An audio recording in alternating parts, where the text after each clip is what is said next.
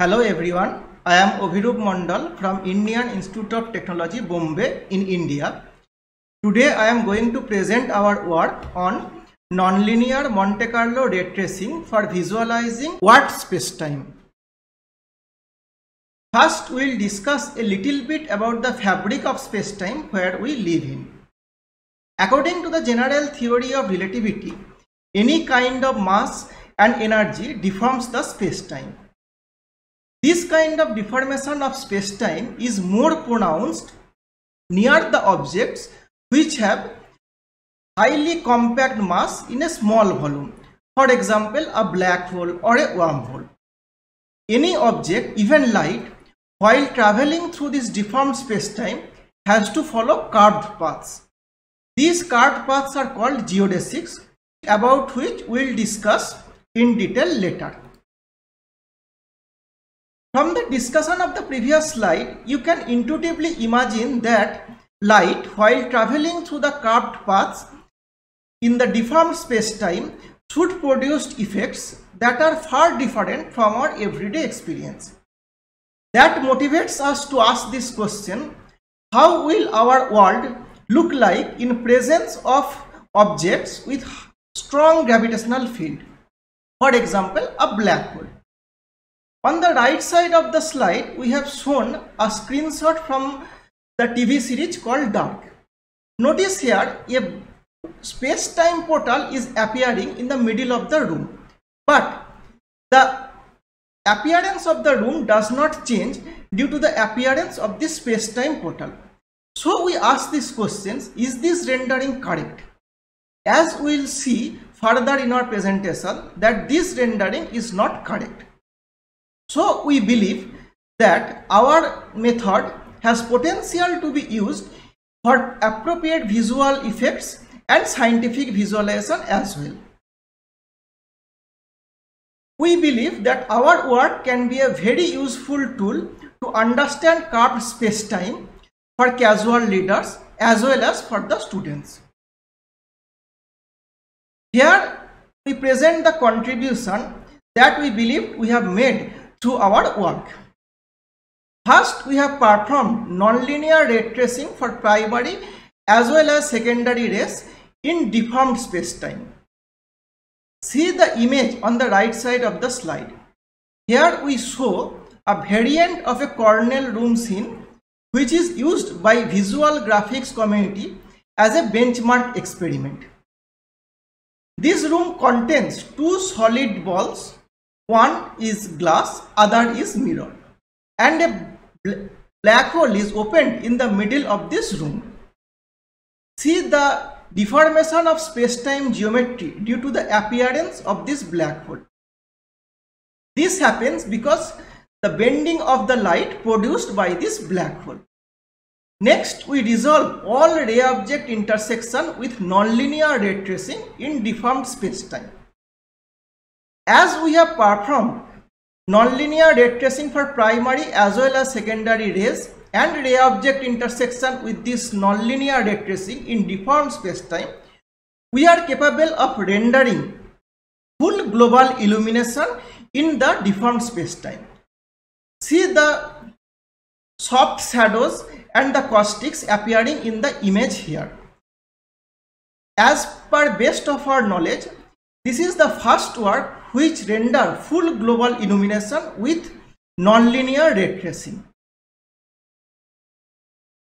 Our nonlinear ray tracer works at cosmic as well as terrestrial scale.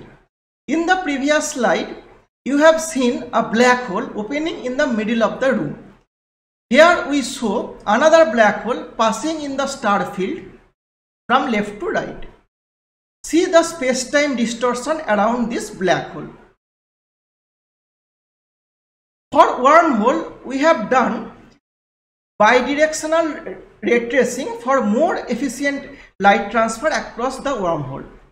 See the image in the middle of this slide shown here. This is rendered using a bidirectional ray tracing compared to the image shown on the left here, which is rendered using a Monte Carlo ray tracing. See that this improves the image quality significantly. Moreover, we have performed local smoothing to remove noise near the singular point. See the enlarged image at the bottom on the right side here compared to the image in the middle here, which has this black spot due to the singularities, which is removed after smoothing here.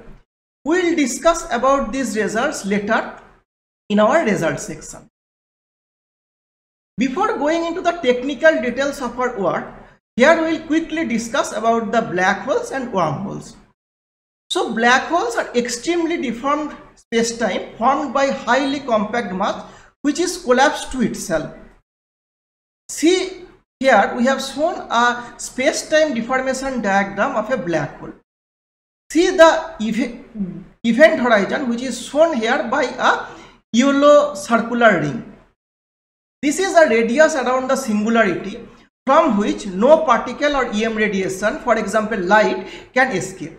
This is the point of no return. Black holes can be stationary, for example a Schwarzschild black hole, or a rotating black hole, a Kerr black hole. Now in the image, show this diffused material rotating at high speed around the black hole. This particular structure is called accretion disk. A wormhole is a tunnel-like shortcut in curved space-time. This can be traversable or non-traversable. By traversable, we mean you can go from one point in space-time to another point in space-time through this wormhole. In case of non-traversable wormhole, the gravitational pull is so large inside the wormhole that if you want to pass through this wormhole, you will get crashed. Here we will discuss about the nature of our curved space-time. Distance between 2 points in a curved space-time is given by a metric. Different kinds of metrics are proposed depending on the different underlying space-time structure. For example, a Minkowski metric to define a flat space-time, a Schwarzschild metric to define space-time around a stationary black hole. As per the principle of least action, geodesics are shortest distance between 2 points and are defined by the metric of that particular space-time. Now, depending on the space-time structure, these geodesics can be straight line or curves. Light rays follow the null geodesic. By null geodesic, we mean that the object moving along the geodesic has no mass. The implication of that is shown on the right side of the slide here. See, the light ray is traveling through this curved geodesics here, due to which we see the original position of the star shifted to a particular direction here. This is the heart of our nonlinear ray tracing algorithm, which we will discuss later in our presentation. Given a space-time metric G mu nu, the Hamiltonian of an object at position x alpha with momentum p alpha is given by this equation. Here alpha mu nu varies from 1 to 4, which defines the 4 space-time coordinates.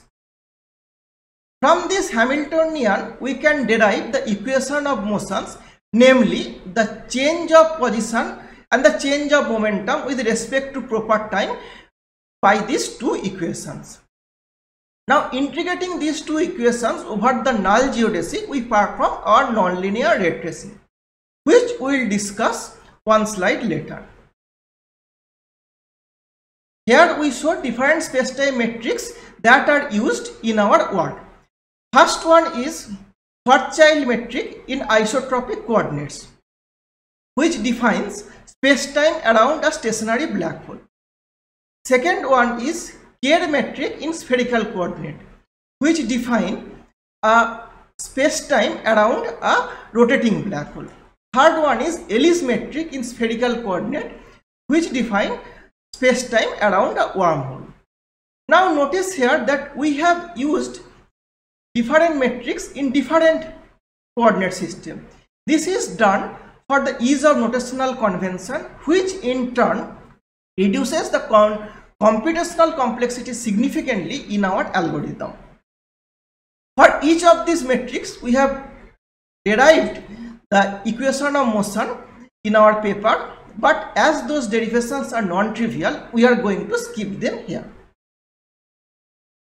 Here we present our nonlinear path tracing algorithm. Starting from a point, we move along a null geodesics with a time step dt by integrating the equation of motion as presented in the earlier slide. We have used a fourth order Runge-Kutta integrator to integrate in our algorithm. Now moving along this path, here we first encounter ray object intersection. Notice here our current position is penetrated inside the object. Once we found this intersection, we calculate the normal distance from the current position to the object surface. If the normal distance is more than a threshold, which is shown by these dotted lines here, then we move back to the previous position, reduce our time step by half, and retrace the geodesic path from that point again. We perform this particular operation over and over again until the distance between the current point and the object's surface does not fall below a certain threshold.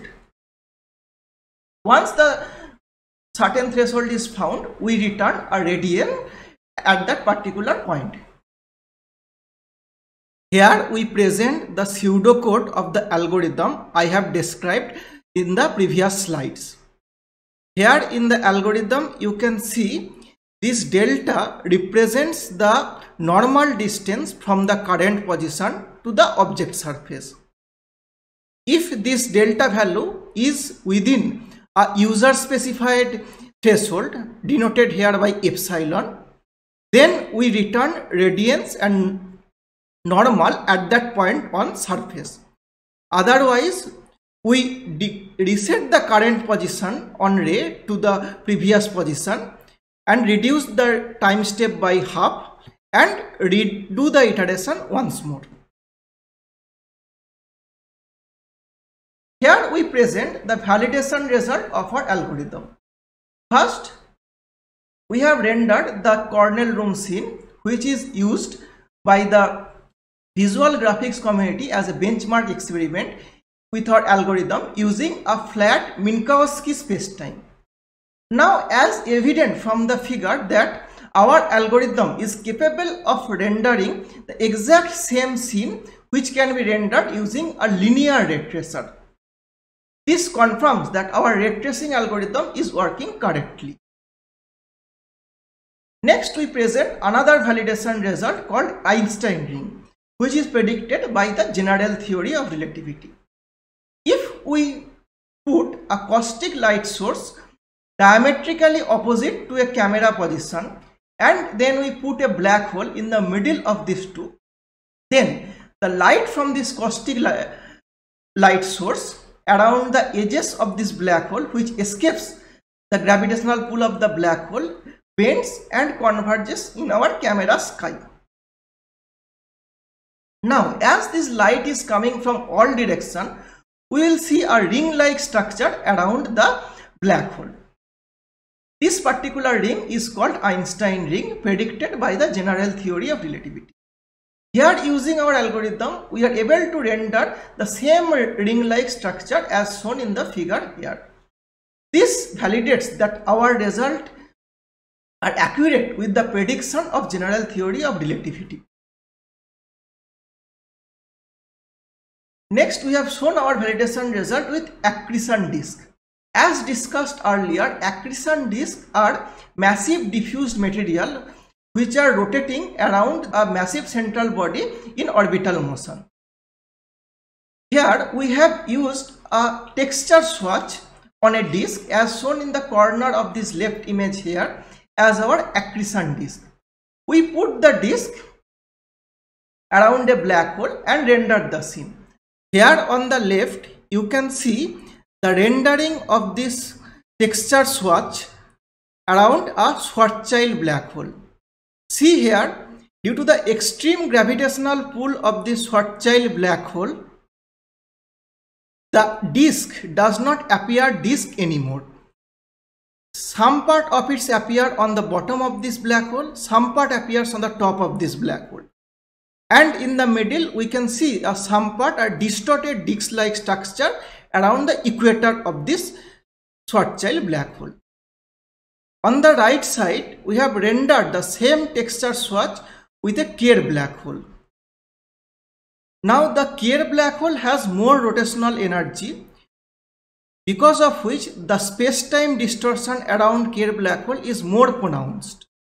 So we can see the texture swatch appearing here has curved radial lines compared to the straight radial lines which is appearing in the Schwarzschild black hole. Here we have present another validation result called gravitational lensing. See the image here on the top. Here, see this red line on the top here and the yellow line on the bottom. These are the star paths of these two stars shown by this circle here and this diamond here. These star paths are captured by a camera rotating around this black hole.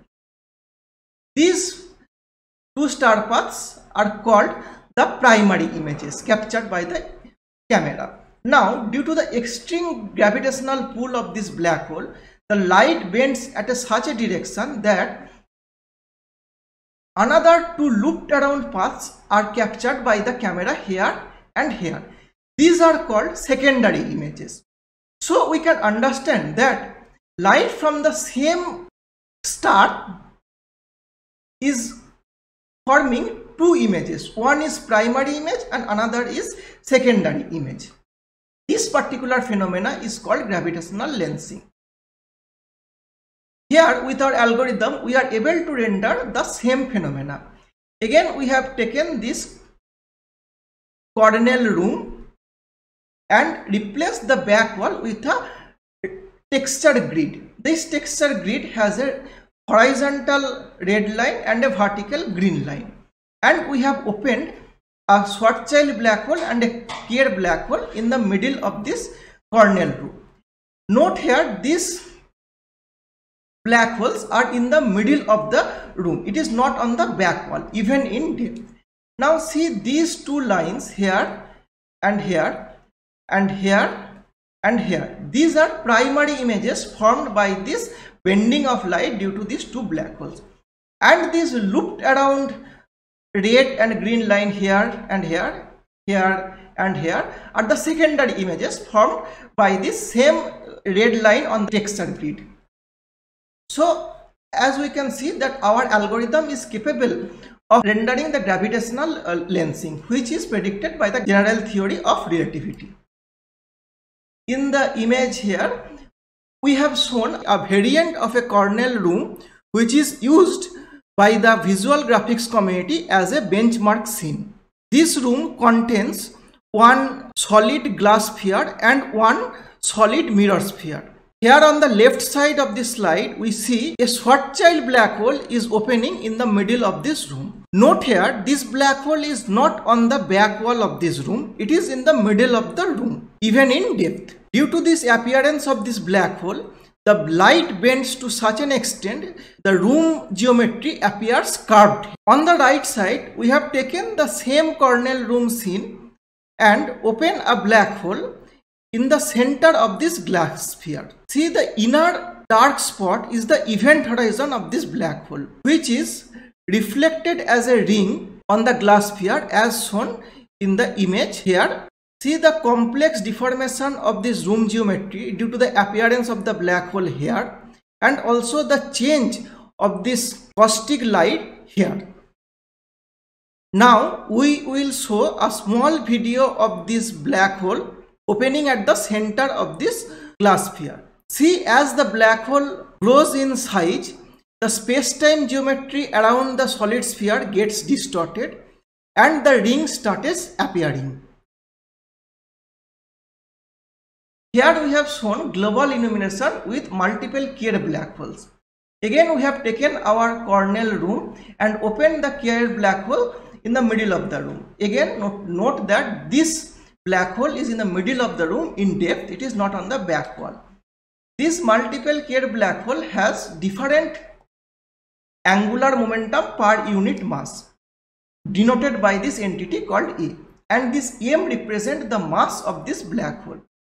Now as the A increases, the angular momentum and the rotational energy of this K black hole increases. As we can see from left to right and top to bottom, as the rotational energy increases, the space-time deformation in the room becomes more and more pronounced. Also, the light becomes more and more dimmer because it cannot escape the extreme gravitational pull of this K black hole. Next, we have shown a video of a rotating K black hole passing through the star field from left to right. See the space-time deformation around this black hole.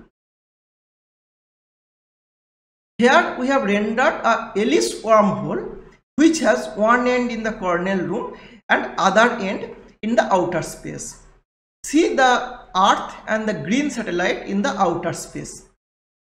While rendering the Ellis wormhole, we noticed that due to its tunnel-like structure, light does not pass through from one end to the other end properly.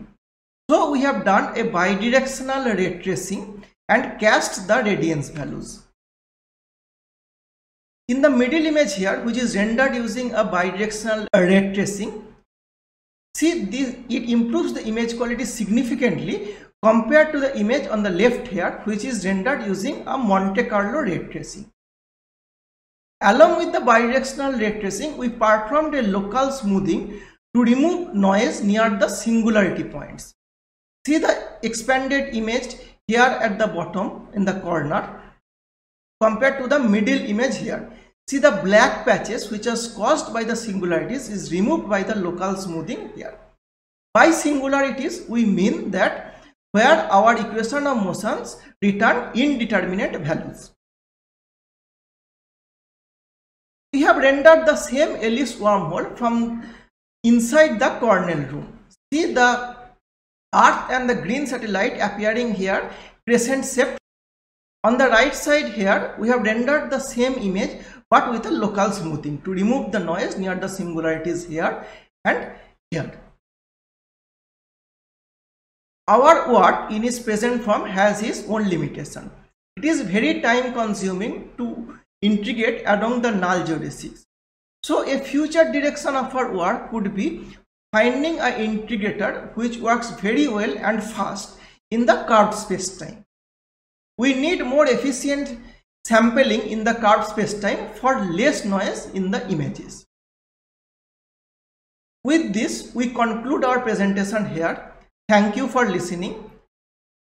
Now I am happy to take any questions that you may have.